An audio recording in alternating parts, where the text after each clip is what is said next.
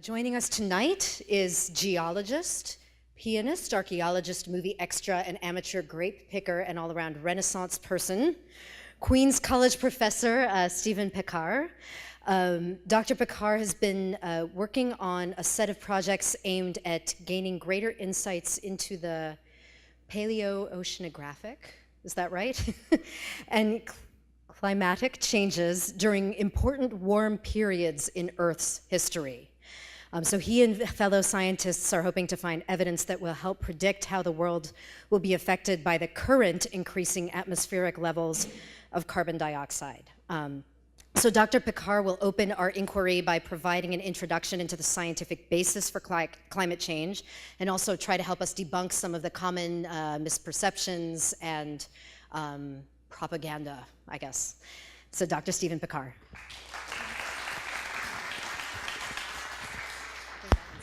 Oh, that's once. Well, thank you. And first of all, I just want to thank for being here. This is really well timed, because as many of you probably know, in less than 2 weeks, the nations from around the world will be meeting in Paris to solve probably the largest, most dramatic crisis that humanity has ever faced, which happens to be climate change. And it's beautiful to bring the world's religions, the religion's supposed to be of peace and love, and here we are bringing it together, because it's only going to be through cooperation, not through competition, that we're going to solve this problem. And so today, I'm going to talk about, as you were saying, a little bit about, I'll give you some information. So when you have your Uncle Joey over Thanksgiving, who's a climate denier, you can talk to him about it. And some of it is what causes climate change. Well, there's natural causes. There's solar output. There's, that can either warm or cool depending on the solar radiation coming out. We have volcanic aerosols that can actually cool the climate. Anybody who's a little bit older remembers Mount Pinatubo with the volcano. We had 2 cool summers after the volcanic eruption. There's also ocean circulation and air-ocean interactions, which are some of them, you know, like El Nino, this super El Nino that's happening today, where the warm waters, where the eastern Pacific waters in the tropics are warming up, and it's actually going to be warmer. It's already near or topping the warmest El Nino event ever, which was in 1998. So this is going to be, that they're calling it the Godzilla El Nino event. But there's other ones, the Pacific Decadal Oscillation. Pacific Decadal just means it happens more than just a year. It can happen, it may take a couple decades to change, and so on and so forth. And so, but when it comes to solar output for your Uncle Joey, okay, this is solar output here through the years. It's, you know, you can see it. This is what's happening with global temperatures. There's no correlation at all, of course, okay? You can't blame this on Mother Nature, the warming. Some of the causes caused by man. You know, we have, of course, the trace gases, carbon dioxide, as well as methane. We have land use, the deforestation. These are both triggers for warming. Aerosols can actually cause some cooling. We actually had lots of aerosols going into the atmosphere in the 40s and 50s and 60s that may have actually tempered the global warming during those decades. This is a way to maybe, this is a joke, to basically trap some of the methane, but okay. Anyway, so, you know, so is this controversy about if greenhouse gases actually warm the atmosphere, okay? You know, are they actually trapping it? Well, you know, how long have we known this? How basic is this science? Does anybody know when we discovered that greenhouse gases trap infrared radiation? You know, 20 years ago, 50 years ago? It was more like 150 years ago. That's how basic this science is.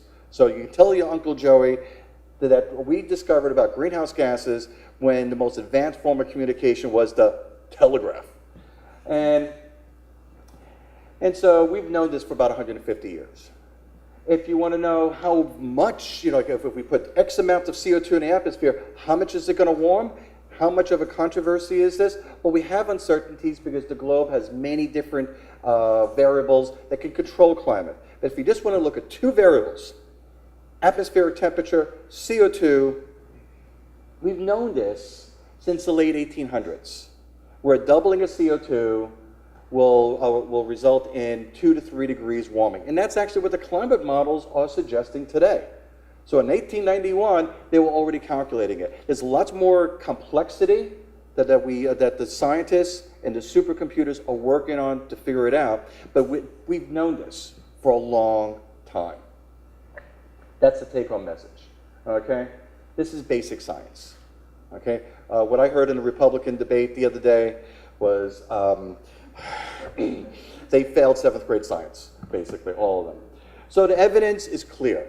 We have CO2 rising. It's pre-industrial was around 280. It's risen to 400. We will never see below 400 parts per million ever again, by the way, ever again. The temperature is already about 1 degree Celsius warmer than today, than pre-industrial.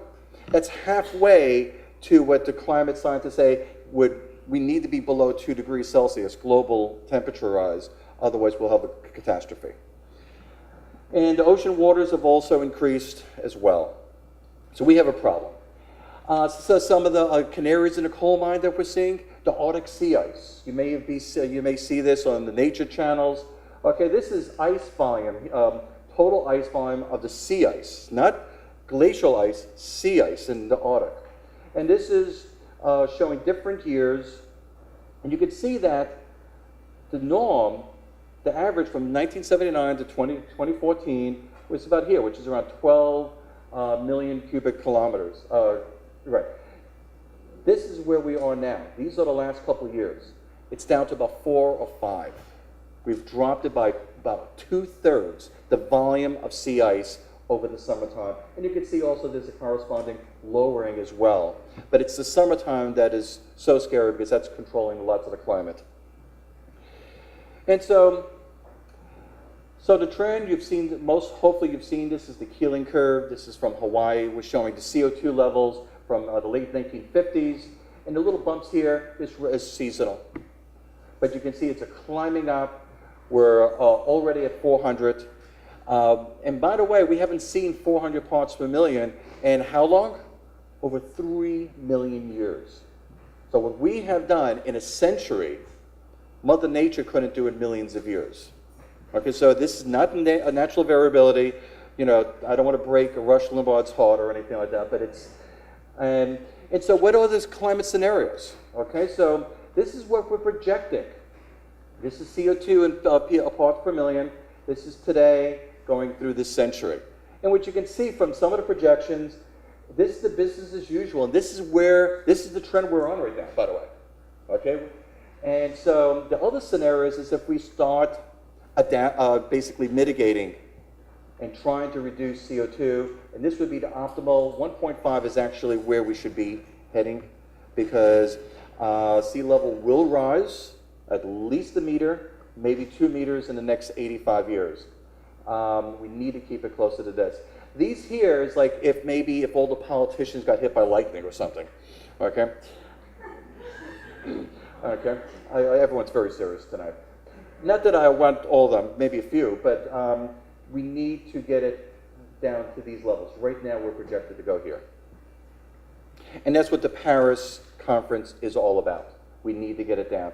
So let's give a little history, okay? So this is temperature anomalies, where 0 would be from the 20th century. And this is over the last 1,000 years. And you can see that it's been more or less a little flat line, maybe a little cool in a little ice age. We're going to industrial revolution, warmer than it's ever been. So anything that you want to say about, they say, oh, the medieval warming period was warmer. No. No. But this is what we're projecting. This is the temperatures we're projecting. We're talking about even under a good scenario where all the politicians get hit by lightning and they change their ways, we're still talking about over 1.5 degrees Celsius rise globally. Not good. On the other hand, business as usual brings us to 3.5 to 4. And to give you an idea of what 3 to 4 degrees Celsius means globally, you probably think, well, Dr. Pekar, I'll take a 4 degrees Celsius warming in January any day, okay?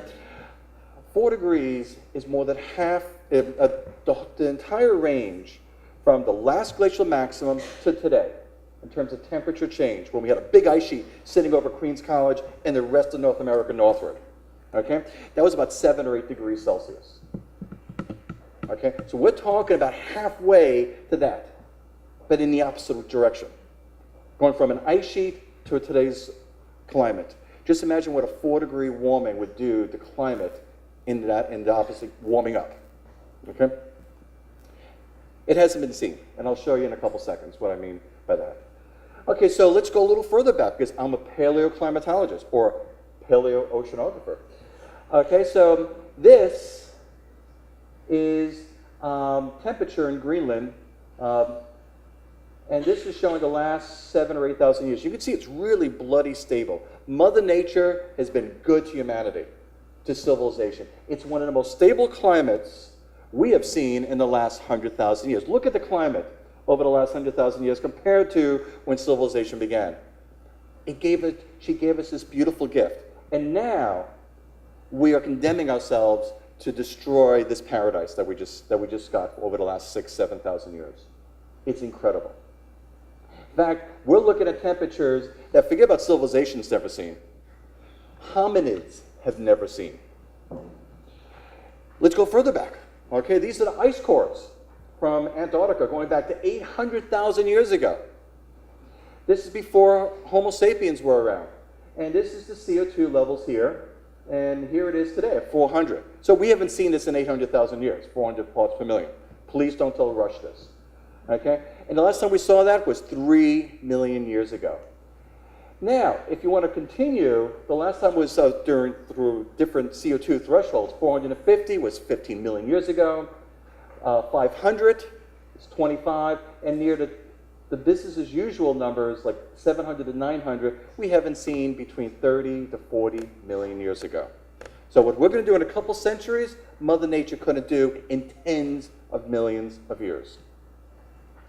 So, as a paleoclimatologist, let me tell you what the temperatures have been like in the past. Over the last 6,000 years, it was a little warmer about 6,000, 7,000 years ago. And that's not because the people in Mesopotamia were driving around in SUVs. It has to do with the shape of Earth's orbit and its tilt, and it made this northern hemisphere summers a little bit warmer. Okay? If you go back, if you want to see like a 2-degree warming, you have to go back 125,000 years. And again, this is not because of CO2. It has to do with the shape of Earth's orbit and its tilt. And this is mathematically, we know about this. It's like a geologic metronome. Every 40,000 years, every 100,000 years, it does it. It's like a metronome. And climate beats on that metronome. CO2 gases is the gasoline, is the great enhancer of climate. Okay, so we're throwing gasoline into the climate system. The last time it was 3 degrees warmer was 3 million years ago, and this time it was because CO2 was involved. It was over 400 parts per million, and sea levels were about 50 to 80 feet higher. But the last time that CO2 was as high as what we predict for the end of the century was 25 to 50 million years ago.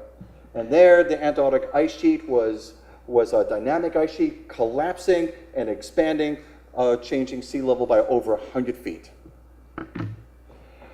And so I guess it comes down to, so what's the consensus? And as I know I'm speaking to the choir here. I don't expect to see any Rush Limbaugh buttons here. But the consensus is that 97% of all climate scientists who publish in peer-reviewed journals support the IPCC conclusion that climate is changing and it's because of humanity. But also, there's one study after another, and that's just one study. But there's other studies. For example, every major organization that deals with climate also supports the IPCC conclusions. The National Academy of Sciences in the United States supports those conclusions. All the other Academy of Sciences from other countries, there's over two score of them that have already actively said, we support this, the IPCC conclusions. Do you know how many don't support it? By the way. Okay. And so the debate is totally over. And in fact, I had to show this at the end here. This is cute. This is Dr. Muller from Berkeley. He was a big climate denier, or not a deniist, he was skeptic. And the Koch brothers gave him hundreds of thousands of dollars to prove that climate change is not happening. So he asked for all the data from NOAA and everybody else, put it into he was a physicist, not a climatologist, and he goes, I'm a physicist, I know how to do this. So he crunches the numbers, punches it out, and guess what? He comes to the conclusion that indeed climate is warming, and then he does another analysis, and it's going to only be due to humanity. The Koch brothers, by the way, have stopped funding him. And just to end this all, I don't want to be too gloomy, but a really great paper just came out by James Hansen. He was part of GISS and Columbia for many years, and he brought in the top scientists in here, published a paper, and they think that the IPC is wrong because they're underestimating the rate of change. And the rate of change, they're talking about 5 to 9 meters of sea level rise, perhaps. Okay? And so, and because there's going to be basically, the more that melts, the faster the rate. And so did these IPC reports that say 1 meter maybe in 85 years, they're saying it could be 2 to 3 meters in 85 years, and then 5 to 9 meters over the next couple centuries. Okay, so we do have a crisis. I am so glad that I'm here. Thank you very much. And I'm so glad you're here so we can have a discussion later on. Thank you.